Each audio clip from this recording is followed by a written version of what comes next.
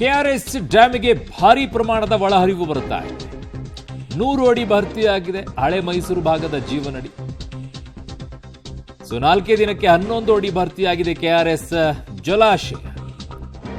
So ಇದೇ ರೀತಿ ಮಳೆ ಬಂದ್ರೆ ಜೂನ್ 2ನೇ ವಾರದಲ್ಲಿ ಡ್ಯಾಮ್ ಸಂಪೂರ್ಣವಾಗಿ ಭರ್ತಿ ಸಾಧ್ಯತೆ ಇದೆ ಅಂತಿದ್ದಾರೆ. ಒಳಹರಿವು ತುಂಬಾ ಹೆಚ್ಚಾಗಿದೆ ಈಗ. ಕಾರಣ ಮಡಿಕೇರಿ ಕೊಡಗು ಭಾಗದಲ್ಲಿ ಹೆಚ್ಚಿನ ರೀತಿಯಾದಂತಹ ಮಳೆ ಆಗ್ತಾ ಇದೆ ಭಾಗಮಂಡಲದಲ್ಲಿ. ಸೊ ಹಾಗಾಗಿ ಒಳಹರಿವು ತುಂಬ ಹೆಚ್ಚಾಗ್ತಾ ಇದೆ ಈಗ. ಅದರ ಪರಿಣಾಮವಾಗಿ ಕೆಆರ್ಎಸ್ ಡ್ಯಾಮ್ ಸಂಪೂರ್ಣವಾಗಿ ಭರ್ತಿ ಆಗೋಕ್ಕೆ ಇನ್ನೊಂದು 2-3 ದಿನಗಳು ಸಾಕು ಅಂತಿದ್ದಾರೆ. ಕಳೆದ 4 ದಿನಗಳಿಂದ ಕಾವೇರಿ ಜಲನಯನ ಪ್ರದೇಶದಲ್ಲಿ ವರುಣನ ಆರ್ಭಟ ಮುಂದುವರೆದಿದೆ. ಈ ನಿಟ್ಟಿನಲ್ಲಿ ಹಳೆ ಮೈಸೂರು ಭಾಗದ ಜೀವನಾಡಿಯಾಗಿರುವಂತಹ ಕೆಆರ್ಎಸ್ ಅಣೆಕಟ್ಟೆಯ ಒಡಲು 100 ಅಡಿ ಭರ್ತಿ ಆಗಿರುವಂಥದ್ದು. ನಾನಿದೀಗ ಕೆಆರ್ಎಸ್ ಅಣೆಕಟ್ಟೆ ಬಳಿ ಇದ್ದೀನಿ. ಮಂಡ್ಯ ಜಿಲ್ಲೆಯ ಶ್ರೀರಂಗಪಟ್ಟಣ ತಾಲೂಕಿನ ಕೆಆರ್ಎಸ್ ಅಣೆಕಟ್ಟೆಯ ಹಿನ್ನೀರಿನ ಪ್ರದೇಶದಲ್ಲಿ ನಾವಿರುವಂಥದ್ದು. ಸುತ್ತಲೂ ಗಮನಿಸಬಹುದಾಗಿದೆ, ನೀರಿನ ರಾಶಿ ಕಂಗೊಳಿಸ್ತಾ ಇರುವಂಥದ್ದು. ಕಳೆದ ವಾರದ ಹಿಂದೆಷ್ಟೇ ಕೂಡ ಕೇವಲ 89 ಅಡಿ ಅಷ್ಟೇ ಕೂಡ ಕೆಆರ್ಎಸ್ ಅಣೆಕಟ್ಟೆಯಲ್ಲಿ ನೀರಿತ್ತು. ಆದರೆ ಕಳೆದ 4 ದಿನಗಳಿಂದ ಕಾವೇರಿ ಜಲನಯನ ಪ್ರದೇಶದಲ್ಲಿ ವರುಣನ ಆರ್ಭಟದ ಹಿನ್ನೆಲೆಯಲ್ಲಿ ಕೆಆರ್ಎಸ್ ಅಣೆಕಟ್ಟೆಗೆ 25,000ಕ್ಕೂ ಹೆಚ್ಚು ಪ್ರಮಾಣದಲ್ಲಿ ಒಂದು ದಿನ ನೀರು ಬಂತು. ಅದಾದ ಬಳಿಕವಾಗಿ 12,000, 16,000, 18,000 ಈ ರೀತಿಯಾದಂತಹ ಒಳಹರಿವಿನ ಪ್ರಮಾಣ ಬಂದಂಥ ಸಂದರ್ಭದಲ್ಲಿ ಇದೀಗ 100 ಅಡಿ ಸಂಪೂರ್ಣವಾಗಿ ಕೆಆರ್ಎಸ್ ಅಣೆಕಟ್ಟೆ ಭರ್ತಿ ಆಗಿರುವಂಥದ್ದು.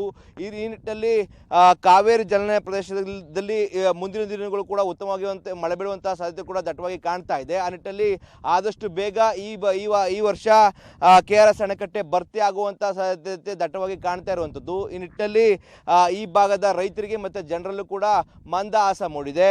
ಸದ್ಯ ಕೆಆರ್ಎಸ್ನ ಒಳಹರಿವಿನ ಪ್ರಮಾಣ 19,448 ಕ್ಯೂಸೆಕ್ ನೀರಿದ್ದು ಗರಿಷ್ಠ ಮಟ್ಟ ಇರುವಂತಹ 124.80 ಅಡಿ ಇರುವಂತಹ ಕೆಆರ್ಎಸ್ ಅಣೆಕಟ್ಟೆಯಲ್ಲಿ ಇವತ್ತು 100.10 ಅಡಿಯಷ್ಟು ಭರ್ತಿ ಆಗಿದೆ.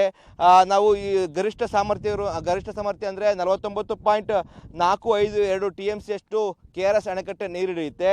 ಸದ್ಯ ಇವತ್ತು 22.88 TMC ಅಷ್ಟು ನೀರು ಭರ್ತಿ ಆಗಿರುವಂಥದ್ದು. ಅಂದರೆ ಮೇ ತಿಂಗಳಿನಲ್ಲಿ ಇಷ್ಟು ದಿನಗಳ ಕಾಲ ಏನು ಕೆಆರ್ಎಸ್ ಅಣೆಕಟ್ಟೆ 100 ಅಡಿ ಇರ್ತಾ ಇರಲಿಲ್ಲ. ಬಹು ವರ್ಷಗಳ ಬಳಿಕವಾಗಿ ಕೆಆರ್ಎಸ್ ಅಣೆಕಟ್ಟೆ ಮೇ ತಿಂಗಳ ಅಂತ್ಯಕ್ಕೆ 100 ಅಡಿ ಭರ್ತಿ ಆಗಿರುವಂಥದ್ದು. ಆ ನಿಟ್ಟಿನಲ್ಲಿ ಬಹುತೇಕ ಈ ಬಾರಿ ಹೆಚ್ಚಿನ ಪ್ರಮಾಣದ ಮಳೆ ಆದರೆ ಜೂನ್ ಅಂತ್ಯಕ್ಕೆ ಕೂಡ ಕೆಆರ್ಎಸ್ ಅಣೆಕಟ್ಟೆ ಭರ್ತಿ ಆಗುವಂಥ ಸಾಧ್ಯತೆ ಕೂಡ ದಟ್ಟವಾಗಿ ಕಾಣ್ತಾ ಇದೆ.